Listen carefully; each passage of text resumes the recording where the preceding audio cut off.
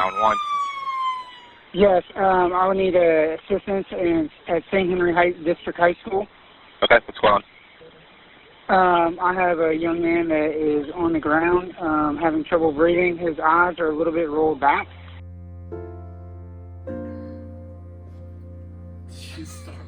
Yeah. Matthew was, the kind of kid that every parent could be proud of. He was that outgoing kid that wanted to be outside. He was great with Joseph as a big brother. He was kind of hard on Joseph. It was his first parenting experience, as I like to call it.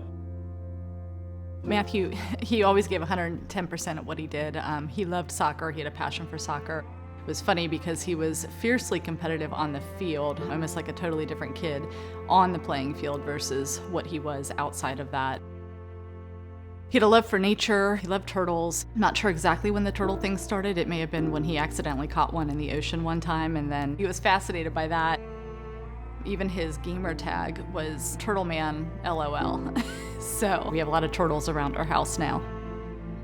He always had a smile on his face, always joking around. He really was that all-American kid.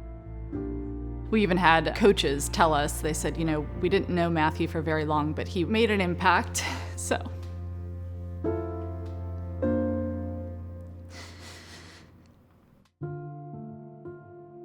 On June 16th, for me, it's still pretty vivid in my mind. It was your normal day. We all got up and went to work.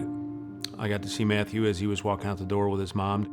Matthew was getting ready to attend his first soccer conditioning post-COVID. He was very excited, as I think all the kids were at that point. And again, he always gave 110%, which was no different that night.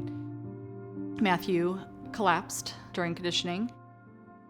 You get a phone call from Kim, and it is a frantic panic.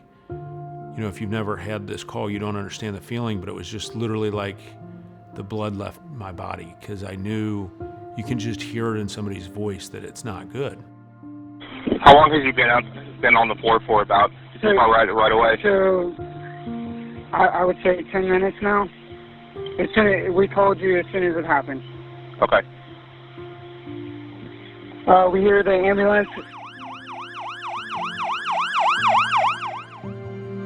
I said, all right, well, let's go. So I yelled into the house. I put the dog up. I told Joseph, let's go. We're getting in the car right now.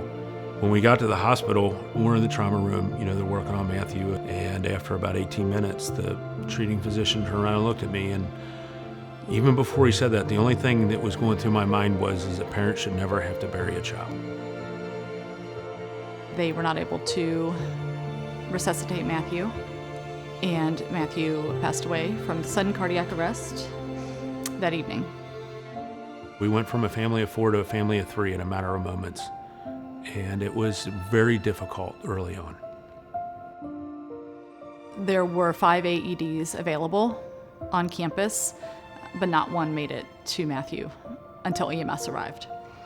So I think that's the biggest takeaway, is that your son, daughter, niece, nephew, cousin, whoever it is playing. We need a voice out there to advocate for our young athletes, to ensure that their school, their club, they know when somebody collapses, what to look for, what needs to happen. The biggest thing with awareness around AED and CPR is it's simple, and it's not something to be scared of. AEDs are automated electronic defibrillators, and they're automated for a reason. They are meant for the average person. The truth is we're losing a student athlete every 3.5 days in the United States currently. Right now, out of hospital sudden cardiac arrest survival rates are only 10%. That hasn't gotten any better even with AEDs.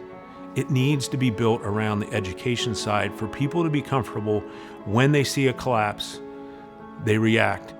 The American Heart Association's awareness around this is bar none. Our goal is just to partner and help bring that awareness. As a parent who has lost a child, start to give a voice to this, of the parents that have lost children, to keep this from happening to another parent. I talk to Matthew all the time, and I see signs of him everywhere. And I think that's him saying, keep going, Mom.